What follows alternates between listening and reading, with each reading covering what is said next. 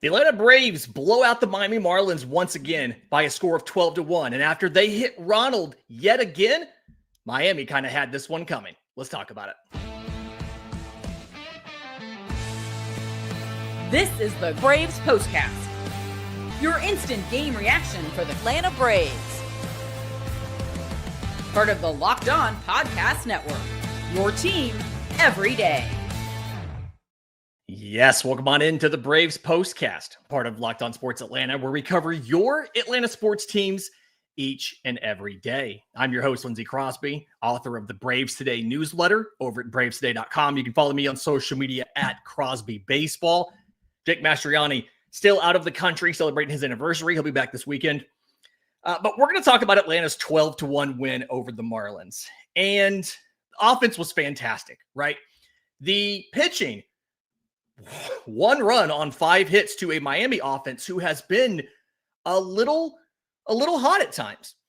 But the story of this game is, and I'm going to say rightfully so, the Miami Marlins deciding once again that they're going to hit Ronald Acuna Jr. And for the record, I don't think it was on purpose. Ryan Gusto has no reason to hit Ronald on purpose, but Miami once again throws inside on Ronald Acuna Jr., once again hits Ronald Acuna Jr., and the Braves turn around and absolutely just go off.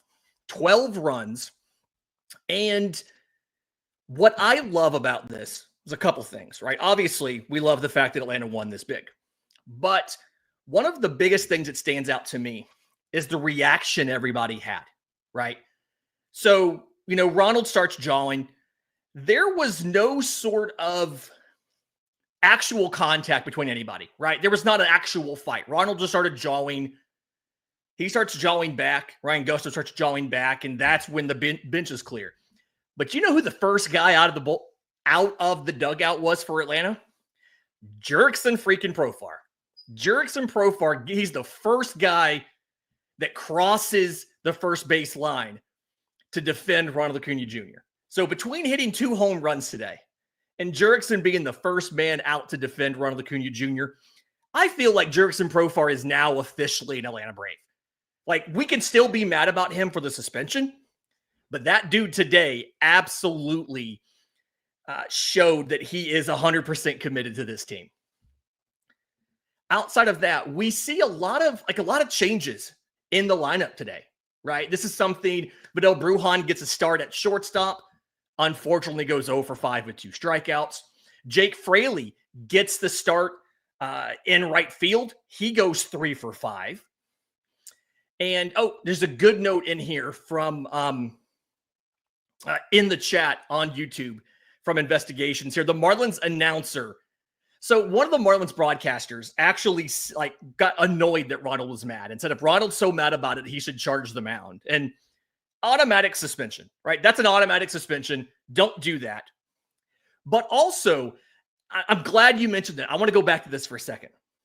Snit gets thrown out of the game. And I know we all want to see more fire from Brian Snitker. That's been a common complaint this year. This one's really confusing because the umpires issue warnings to both benches, which a little bit dumb. Nobody on Atlanta's side did anything wrong. But Brian Snitker comes out of the dugout. He's already starting to talk and yell as he hits the field. He's not even at the grass yet, and he already gets thrown out. And the umpire, this was home plate umpire, Tyler Jones, home plate umpire, Mark Wegner, the crew chief, the one who threw him out. Wegner was the second base coach today. And he was on the third base side of the mound when Snit started coming out of the dugout. I know there's nobody at these games in Miami, but there's no way he heard what Brian Snitker said before he just made the softest ejection of 2025. Just because you guys made a bad decision to give both benches warnings when Atlanta did nothing wrong. Come on. There's softest ejection of the year, but shout out to Snit for doing the thing that we've wanted him to do and get animated to defend his guys, right? It feels like it's too often. He doesn't want to get automatically ejected for arguing balls and strikes. But this is a situation where he's like, I can get up, I can come out, and at least find out what the heck is going on. And they automatically eject him. Dumb decision. No idea why they do it. Anyway, back to what I was saying. Sorry about that. Shuffle the lineup. Vidal Brujan does not pick up a hit. 0 for 5. Jake Fraley, 3 for 5 in right. Ronald was the DH today. And Ronald does not get a hit. He goes 0 for 1, but he scores twice because they walk him 4 times. So it's abundantly clear to me that somebody in Miami's dugout said, listen, if we throw a strike to Ronald Acuna Jr., he's going to hit that ball 500 feet. And so they walked him 4 times. Atlanta drew 10 walks today, 4 of them from Acuna, 3 of them from Drake Baldwin. He went 0 for 3 today, but he scored 2 runs because he walked 3 times. And then Jurickson Profar hits 2 home runs. He goes 2 for 3, 4 runs scored, 2 RBI. They're both solo shots, but he walked 3 times. Every single player on the offense got on base at some point in time, but Nacho Alvarez and Vidal Brujan, which is a little frustrating, right? Because you had guys get on base 22 times between the 11 hits, the 10 walks, and the hit by pitch. You put 22 batters on base. Alvarez was not one of them. Brujan was not one of them. But outside of that, just about everybody else was on. Matt Olson goes 2 for 5. He gets the home run. We've been talking about how Matt Olson's just been strangely quiet in the power department. He had his 20th home run today. And now when you look at the trajectory of this team and what everybody's doing, somebody put this in the chat a minute ago. I don't quite have it here in the scroll. It feels like the Atlanta Braves could have possibly 6 20 home run guys, right? Olson's at 20, Ozuna's at 20. They're tied for the team lead, which what's it say about us where the lead is 20? But Michael Harris has 17. He's been very good in the second half. Sean Murphy has 16. He's been incredibly cold in the second half, but he can get hot and hit 4 in a week, right? Riley has 16. That's not going to improve. He's not coming back. Ronald Acuna Jr. has 15. If he were to play at Miami one more time, he probably has 5 more. But Ronald can absolutely get to 20. Drake Baldwin could get to 20. He's at 14. Jurickson Profar is at 12. And at this pace, and Ozzy's at 13. Ozzy's hit 3 in the last 2 games, right? He could absolutely get there if he keeps up this pace. Atlanta could have 7 20 homer guys if everything breaks right between now and the end of the year. Now, obviously, we don't know if everything's going to break right or not, but you can see a path where Atlanta has the ability to get a handful of 20 homer guys. Interesting note I just noticed, only 11 Atlanta Braves have even hit homers this year because Jared Kelenic has 2 and Eli White has 7. Nacho has nothing. Nick Allen obviously has nothing. None of the fill-in guys, Brian De La Cruz, Stuart Fairchild, Orlando Arcia, none of those guys hit 1 either. Anyway, in just a second, let's talk about the pitching and let's talk about this upcoming weekend because now you got to take on Philly. And it'll be really interesting to see what Atlanta does in that series. We'll do that next, right here on the Braves Postcast. Hey, Braves fans, are you still paying full price for gas? Stop leaving money behind. Get real cash back every time you fill up with the free Upside app. Simply download the free Upside app in the App Store or Google Play right now and start earning cash at the pump today. Use our limited time promo code SEASON and get an extra 25 cents back per gallon on your first fill up. You could make up to $300 a year just from buying the gas you already needed. First, I thought it was too good to be true, but it's totally legit. Real people are getting paid just to make your daily commutes, and you can too. Plus, you can cash out anytime to your bank account, PayPal, or an e-gift card for Amazon and other brands. We personally use ours. It funds our Starbucks habit. So don't let this offer drive on by. Download the free Upside app now using our limited time promo code SEASON for a limited time 25 cent per gallon bonus. That's promo code SEASON. Offers vary by user and location. Go to upside.com for terms and conditions.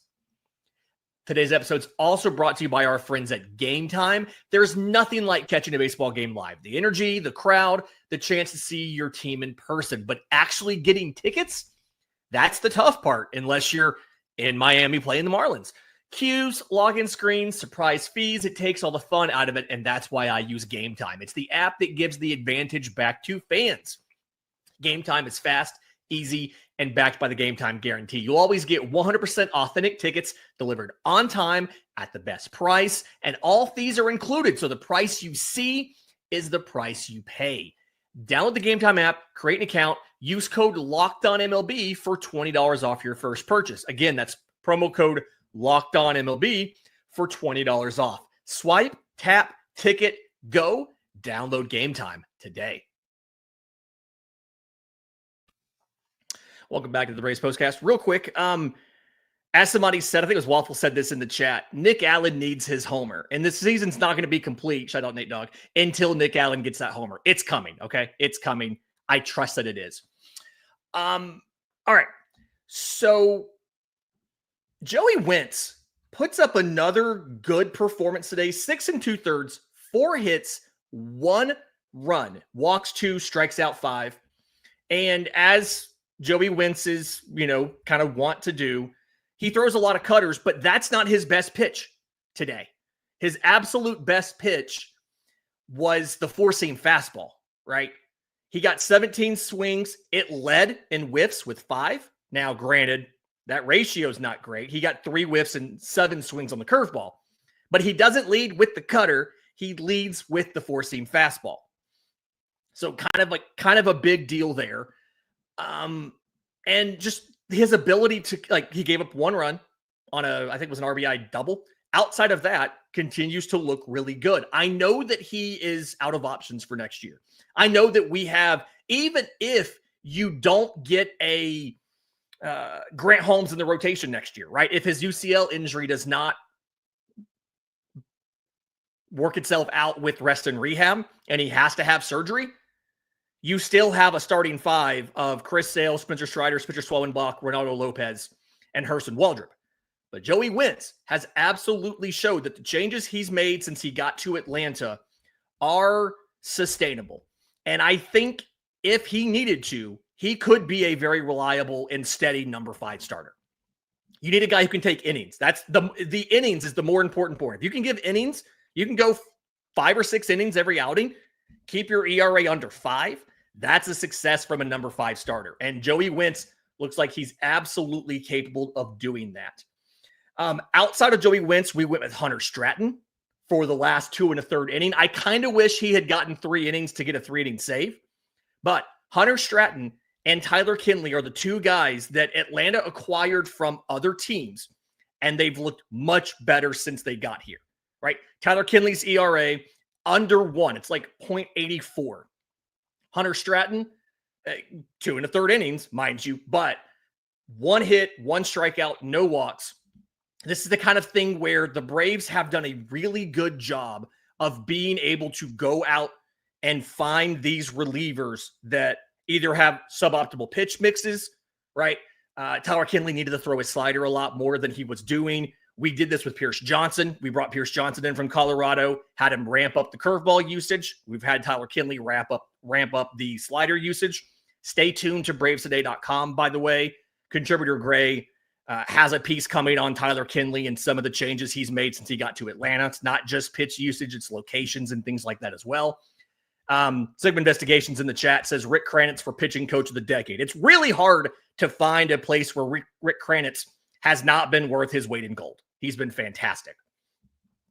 But what I feel really good about is going into a weekend against a tough Philly team, because Philly's always tough, and you're in Philly.